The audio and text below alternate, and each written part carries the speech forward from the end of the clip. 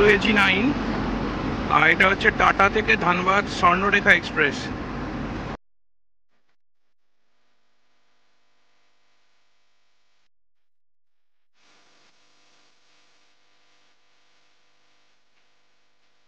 So at last আমাদের train ঢুকছে 3:47 আর train ঢোকার টাইম ছিল 1:40 অলমোস্ট 2 ঘন্টা 5 মিনিট মতো লেটে আছে ট্রেন।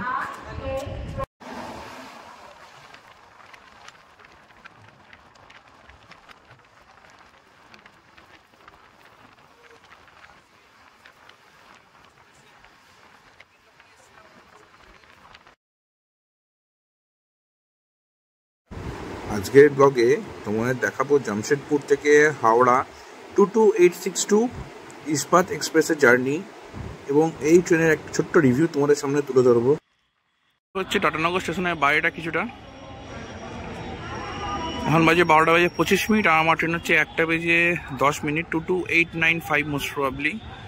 আর ওদিকে একটা খুব সুন্দর ইঞ্জিন রাখা আছে, ওদিকে একটা রোদ্দুর বলে গেলাম না, একটা WM5 রাখা আছে ওখানে, একটা খুব সুন্দর। তো চলো ভেতরে যাই। প্রচন্ড রোদ্দুর, মানে গরম, প্রায় এখন 36, প্রায় প্রচুর গরম লাগছে কিন্তু বাইরে। টাটানগর স্টেশনে কিন্তু রিটার্নিং রুমও কিন্তু আছে, কিন্তু খাওয়া দাওয়া কিন্তু ভালো অপশান আছে এখানে। আর এই যে হচ্ছে কিছুটা এরকম অবস্থা এখানে ভেতরে, খানিকটা এরকম। এটা মোস্ট প্রবলি 1 নম্বর প্ল্যাটফর্ম, হ্যাঁ 1 নম্বর প্ল্যাটফর্ম। খুব ভালো এখানে ব্যবস্থা। আর এই যে আপার ক্লাস ওয়েটিং হল, এখানে যে আপার ক্লাস ওয়েটিং হল, ভেতরে যাই এখন।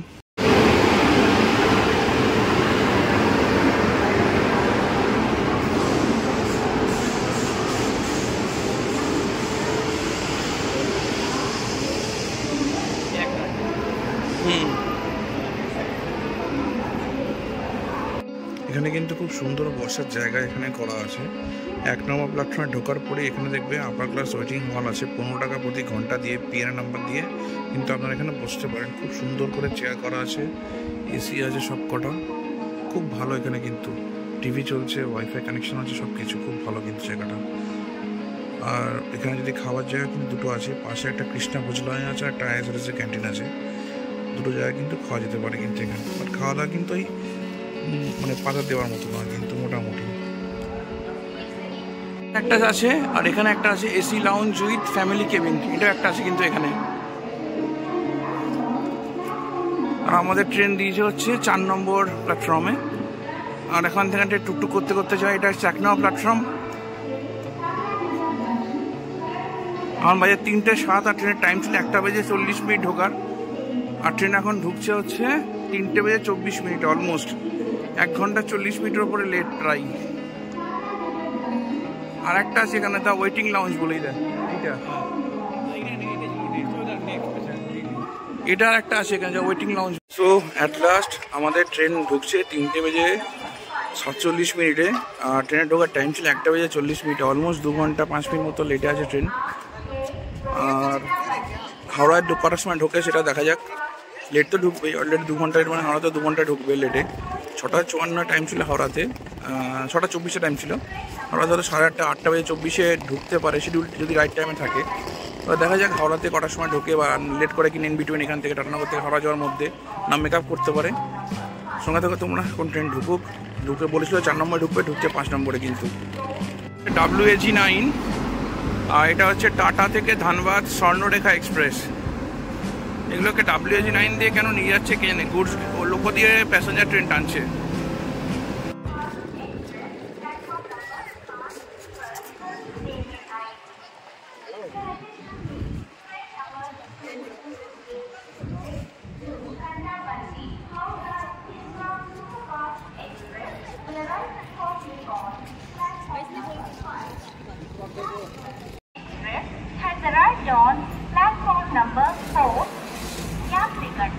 তিন ঘন্টার ওপর লেটে, 5টা বাজে, 1:30টায় টাইম ছিল ঢোকার, 1:40-এ এখন ট্রেন ঢুকছে এখানে।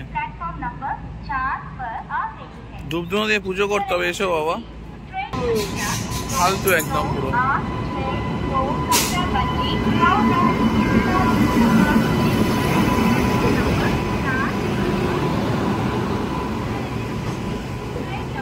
টিটলাগড় সামনের দিকে এসি গুলো আছে। B3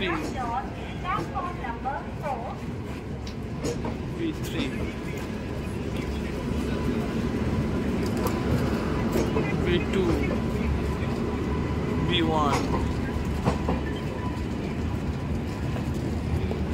এই যে B1।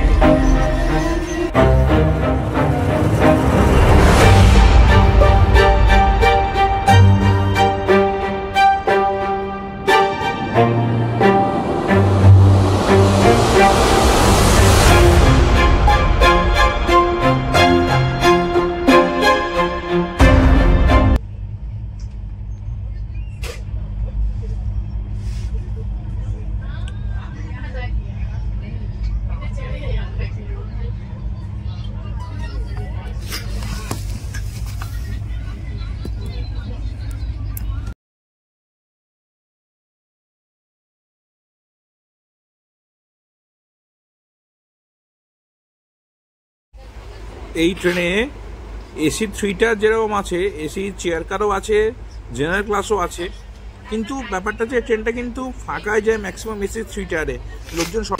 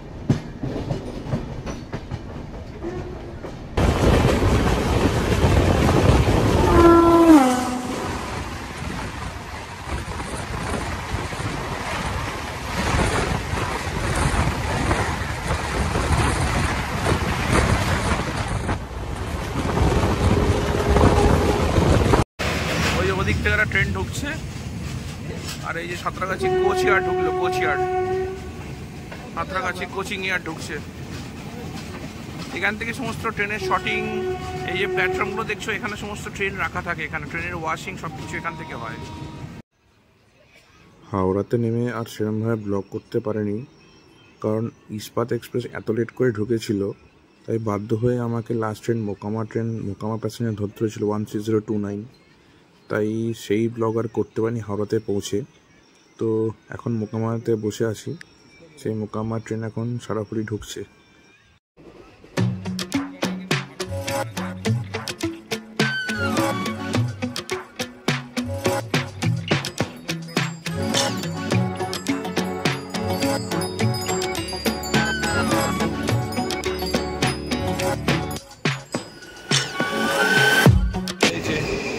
জেনারেল কম্পার্টমেন্ট, হাসাহাসি করে যাওয়া। যাই হোক, মগরা ঢুকছে, আর কথা নাই। এখন বাজে হচ্ছে 12:30, 37 বাজে, 12:37 বাজে। যতই আমরা চাপি Vande Bharat, AC chair car যতই চাপি, এইটাই কিন্তু হচ্ছে আসল কিন্তু চেয়ার আমাদের ভারতীয় রেলের, যেখানে লক্ষ লক্ষ মানুষ এরকমভাবেই যাতায়াত করে। কিন্তু অনেক সময় বিপদে পড়লে আমার এরকমভাবে করতে হয়, বাট এটাই কিন্তু অ্যাকচুয়াল চেয়ার ভারতীয় রেলের। হয়তো টোটাল যা পপুলেশন তার মধ্যে কিন্তু 80% লোক কিন্তু এরকমভাবে যাতায়াত করে ভারতীয় রেলে। আর আমরা যারা বন্দে ভারতে চাপি, যেই বন্দে ভারত হোক না কেন, মানে এটাই হচ্ছে ভারতীয় রেলের অ্যাকচুয়াল ছবি। আমারটা ছিল বলে মাছও আনালে আজকে বাড়ি ফিরতে পারতাম না। তবে একটাই সবাইকে রিকোয়েস্ট, যদি কেউ টাটানগর থেকে আসো স্টিলে কিন্তু এসো না। স্টিলের কিন্তু জীবন কয়লা হয়ে যাবে স্টিল এক্সপ্রেসে, ইস্পাতে ভুল বললাম, ইস্পাত এক্সপ্রেসে কিন্তু জীবন কয়লা হয়ে যাবে। যে মগরা ঢুকলো, চলো নাবি। আমার গন্তব্য শেষ, পরে দেখা হবে পরের ব্লগে আবার।